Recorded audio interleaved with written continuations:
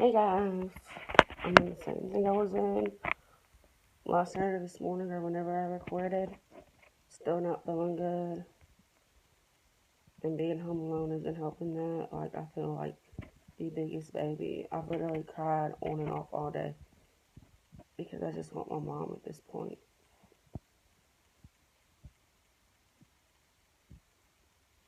I'm physically and mentally and emotionally exhausted, and it's hard not having your big support system here.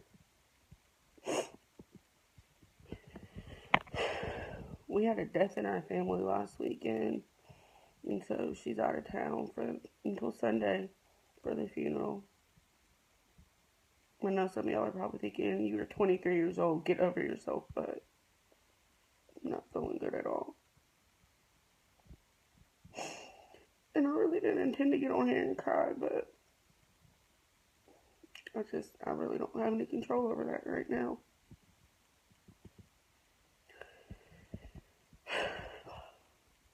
In a lot of pain, and my body is tired yet. I'm having so much trouble sleeping. The only saving grace I've had today was my best friend Sharnice brought me something to eat earlier, which I was thankful for because my blood sugar was getting very low and I didn't feel like cooking or going to get anything for myself. So, thank you, babe. But, I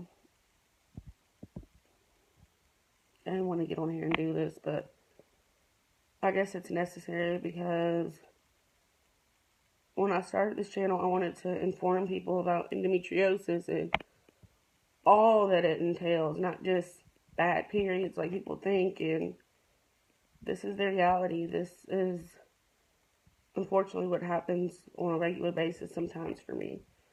So, I got my hair done. I don't think I brushed it today.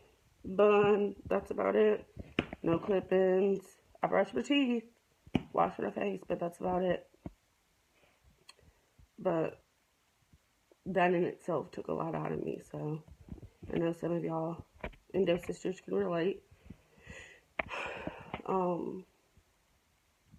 Talking to Liz has really, really just been a blessing today. Like, I can't say how much I love that girl. She's awesome. Like, we're Endo sisters, but it's like we're really soul sisters. We have so much in common that it's crazy. Not just the Endo, but everything. Our lives are very similar, but she's helped me get through today. And I'm trying to keep her not worried because she's really worried about me because I've had bad insomnia the last few nights and bad pain and everything, but I'm going to be okay. Thank you for continuously checking on me and sending me words of encouragement and getting on my butt about what I need to be doing that I'm not doing. I really appreciate that. It may not look like it, but I do. My mom called me, she FaceTimed me about an hour ago, and she told me, "You look really bad." I'm like, "Well, no, duh, Mom, I'm not feeling good. I miss you." Then I just started breaking down crying, and it looked like she was about to cry, but then I had to just suck it up, and I told her I was okay. That I was just being a whiny baby, which I'm not. I just really can't help it, but I didn't want her up there worrying about me, so. But yeah, this is endometriosis, you guys. This is the reality. It's nothing pretty. It's not roses. It's hell on some days. And I know this disease affects every woman differently, so there's probably someone out there saying, "Oh, it's really not that bad. I have endo," or "My sister had endo," or "My baby daddy's mama had endo," whatever. But this disease affects every woman differently, and that's what a lot of people don't understand. Like, I'm glad that there are women that it doesn't cause debilitating pain and problems with urination and bowel movements and painful sex and nausea. I'm glad that they don't have to go through that, but this is what I'm going through, and this is what a lot of women are going through, and I think it's important that we tell the truth about things instead of sugarcoating them or making them seem like they're minimal when they're not. Like, it does nothing, and that's part of the reason that there's such a delay. I mean, the average years from symptom onset to diagnosis is 8 to 10 years, and that's because our society has made it more acceptable to putting porn or women half-assed naked on Facebook or whatever than it is to talk about periods. Like, oh my God, let's not talk about periods. That's a bad thing. No, it's part of life. And if women didn't have periods, none of you would be here. So shut the hell up with that, okay? Like, I'm not going to suffer in silence, because if I suffer in silence, then I'm not doing my part to help the 176 million women out there, or the women who, the future generations. I'm not helping them by sitting here and pretending like everything's okay, because it's not.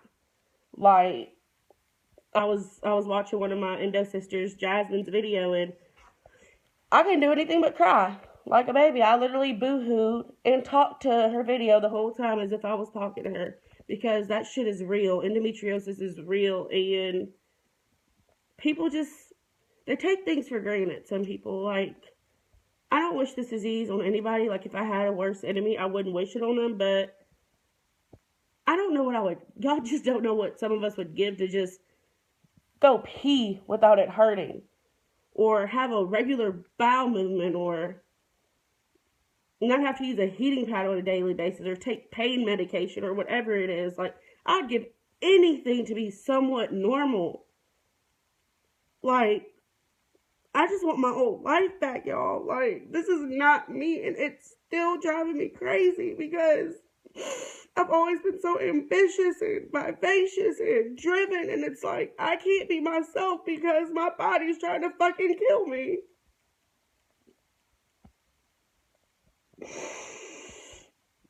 And I'm sorry for all the language, but I'd have to keep it real with y'all, and that's what I'm feeling right now. But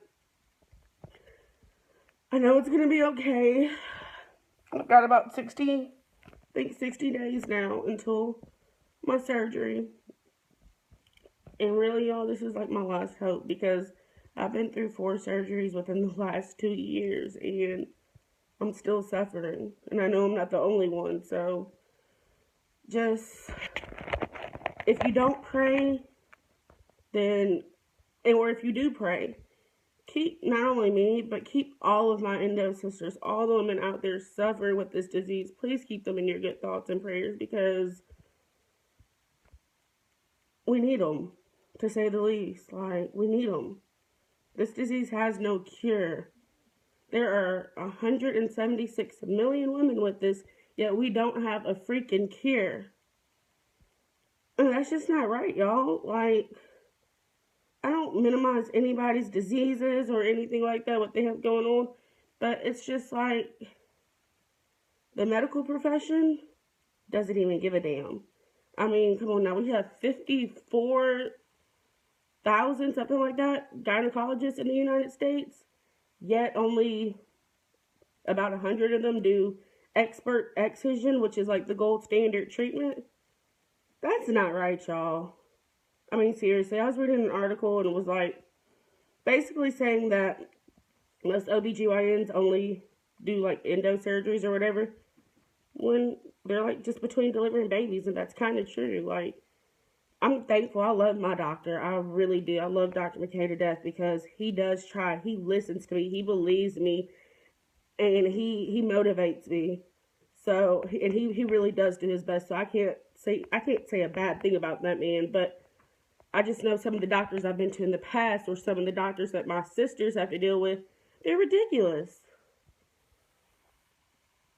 I don't know. I just need this next month of school, like I think 4 or 5 weeks, I need it to fly by, so that I can just say F it for a little while and graduate on May the 9th. Like, I was having so much anxiety and depression, because I was like, oh my God, I'm having this major surgery, and I'm going to have to take time to let my body recuperate. I won't be able to start law school right away. But now I'm to the point where, like, I'm glad. I really am, honestly. Like, I'm not starting until January, and that's perfectly fine with me, because when you have surgery, and especially ongoing surgeries, you don't have to just recuperate physically, but emotionally and mentally, because it changes your life. Like, It really does. But, I've just rambled tonight.